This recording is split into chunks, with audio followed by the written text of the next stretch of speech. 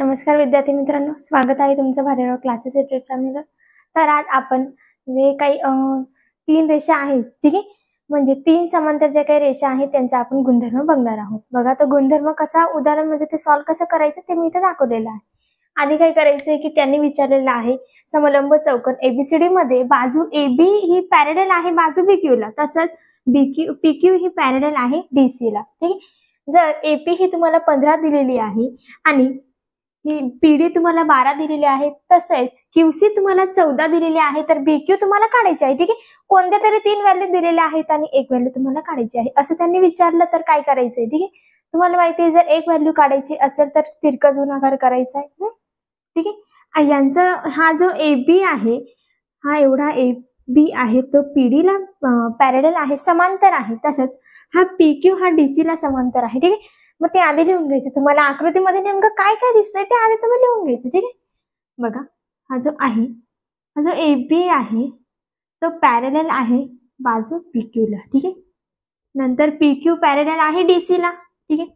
हे कशावरून बरं तुम्ही म्हणू शकता इथं की हे तीन समांतर रेषा आहे, ठीक आहे। मग इथे लिहायचं की तीन समांतर रेषा यांचा गुणधर्म इथे झालेला आहे। आता मी जर सांगायला गेले तर तीन जे काही समांतर असतात त्यांचं ते व्हॅल्यू कसं काढायचं बरं, फॉर्म्युला कसं तयार करायचं हे आपल्याला माहिती आहे। जसं की तुम्ही बीपीटी थेरम मध्ये केलं होतं बघा, तसंच आहे, ठीक आहे। प्रमाणाचे मूलभूत प्रमेय होतं असं, त्याच्यामध्येच बघा। मग हा AP छेद PD होणार आहे आणि हा PQ छेद QC होणार आहे, ठीक आहे। असा फॉर्म्युला तयार होणार आहे, AP छेद PD BQ छेद QC आहे। हा जो काही फॉर्म्युला तयार केलेला आहे, हे जे काही सूत्र तयार केलेलं आहे त्याच्यामध्ये फक्त आता जे काही व्हॅल्यू दिलेलं आहे ते टाकायचे आहे, ठीक आहे। बघा, हा AP किती आहे बरं तुमचा 15 आहे, ठीक आहे, 15। नंतर PD किती आहे 12, 15 छेद 12 झाला। BQ दिलेला आहे का नाही, BQ ऍज इट इज लिहायचं, ठीक आहे। नंतर QC दिलेला आहे तुम्हाला 14। यांचं काय करायचं आता, यांचं करायचं तुम्हाला तिरकस गुणाकार म्हणजेच काय क्रॉस मल्टिप्लिकेशन, तिरकस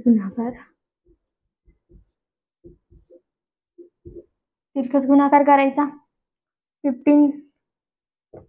15 गुणिले 14 बरोबर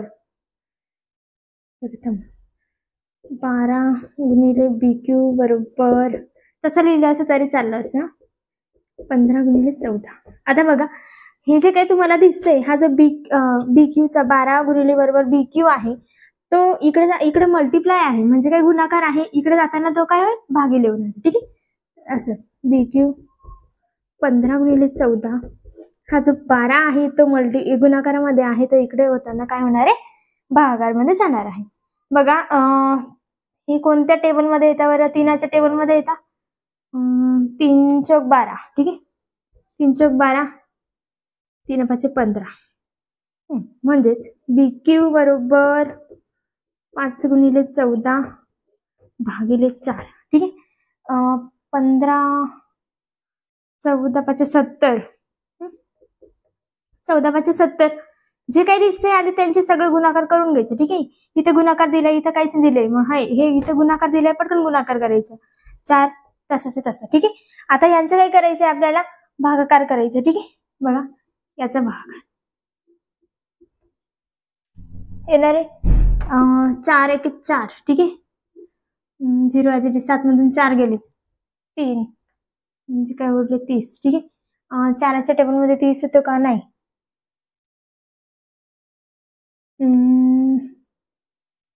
नाही येत ना, 4 7 28, 10 मधून 8 गेले उरले 2, हा 0, ठीक आहे। परत मी इथं पॉइंट घेतला आणि इथे लिहिले मी 20, ठीक आहे। माझं आन्सर आलं की 4च्या टेबल मध्ये 20 येतो, किती नंबरला 5 नंबरला, 4 5 20 आलं का 0 0, ठीक आहे। हे तुमचं आन्सर भेटलं, ठीक आहे। बघा, मग BQ बरोबर काय आलेलं आहे, BQ बरोबर 17.5 आलेलं आहे, ठीक आहे। हे तुमचं फायनल आन्सर निघालं। समजलं मी तुम्हाला इथं नेमकं काय केलेलं आहे। बघा, समांतर रेषा होतं, AP ही PQ ला समांतर आहे, PQ ही DC ला समांतर आहे। नंतर जे काही सूत्र आहे ते तयार करायचं आहे, बरोबर. एपी छेद पीबी आहे, नंतर पीक्यू छेद क्यूसी आहे. हा, फक्त एवढं सूत्र तयार केलं. याच्यामध्ये आता व्हॅल्यू पुट आउट करायची, फक्त व्हॅल्यू टाकायची आहे. बघा मी इथे व्हॅल्यू टाकलेल्या आहेत. एपीची 15 आहे, पीडीची 12, बीक्यूची तुम्हाला माहित नाही, ऍज इट इज लिहिलं, क्यूसीची आहे 14. ठीक आहे. आता काय करायचं की जे दिलेलं आहे सरळ यांचा तिरकस गुणाकार करून टाकायचा. 12 गुणिले बीक्यू करायचं, 15 गुणिले 14 करायचं. केलं. बीक्यू हा जो आहे अल्फाबेट्स आहे ते मी साईडला काढलं, संख्या साईडला ठेवलं. ठीक आहे. हा, जेव्हा गुणिले आहे इकडे जाताना तर भागाकार होणार. ठीक आहे. नंतर बीक्यू ऍज इट इज 15 आणि 12 हे तुम्हाला तीनाच्या टेबलमध्ये येतो, बरोबर. 3च्या टेबलमध्ये येतो. 3 चौक 12, 3 5 15. ठीक आहे, असं येणार आहे. हा, नंतर जे उरलेलं आहे ते लिहून काढायचं, जसे बाकी आलेले आहे तसं लिहायचंय फक्त. आता हा इथं काय विचारलेलं आहे की 14च्या टेबल तुम्ही 5 पर्यंत बोला. ठीक आहे. 14 5 70 येतं, 4 ऍज इट इज 7 आणि 70 आणि 4चा भागाकार केला तर ते आन्सर येतं 17.5. ठीक आहे, समजलं तुम्हाला. ठीक आहे, तुम्ही याचा स्क्रीनशॉट काढून घ्या बरं.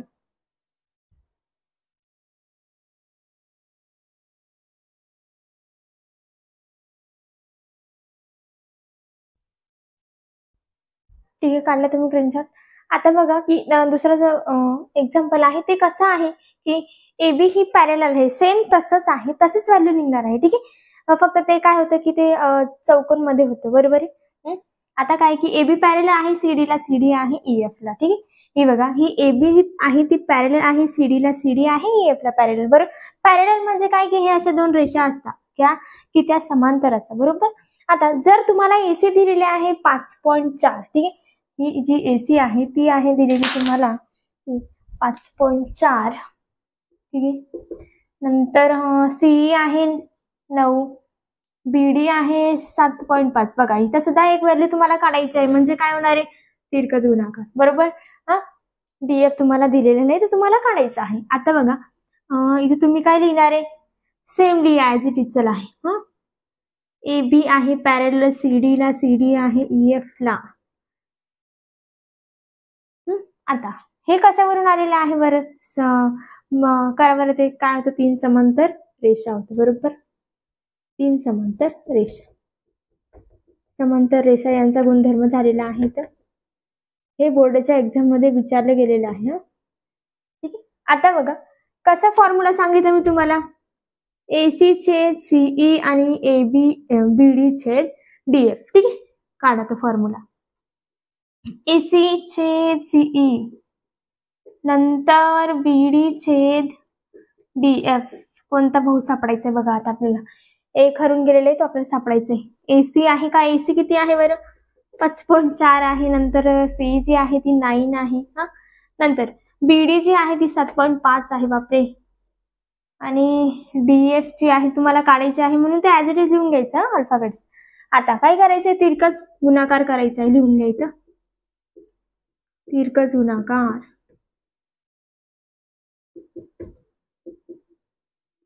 ठीक आहे, तिरकस गुणाकार करायचंय, कसा करायचा माहिती तुम्हाला, गुणिले गुणिले डी बरोबर 7.5 असंच आहे. आता काय करायचं, इथं जी काही अल्फाबेट्स आहे ती साईडला काढायची. हे तर आपल्याला माहिती आहे ऍज इट इज. हा जो 5.4 आहे तो इकडे येऊन काय होणार आहे, भागाकार मध्ये. ठीक आहे, गुणाकार मध्ये होता, आता इकडे येऊन तो भागाकार मध्ये होणार आहे. मला सांगा बरं कोणती संख्या ही टेबल मध्ये येणार आहे, कोणती तरी एक संख्या येते बघा. 9 के 9, 9 6 54 आलं का. डीएफ बरोबर म्हणजे तुमची 7.5, 7.5 आहे की 7.5च येणार आहे, 7.5 आणि हा 6. ठीक आहे. आता याला काय करायचं की याच्या साईडला याच्यामध्ये एक पॉइंट आहे, बरोबर.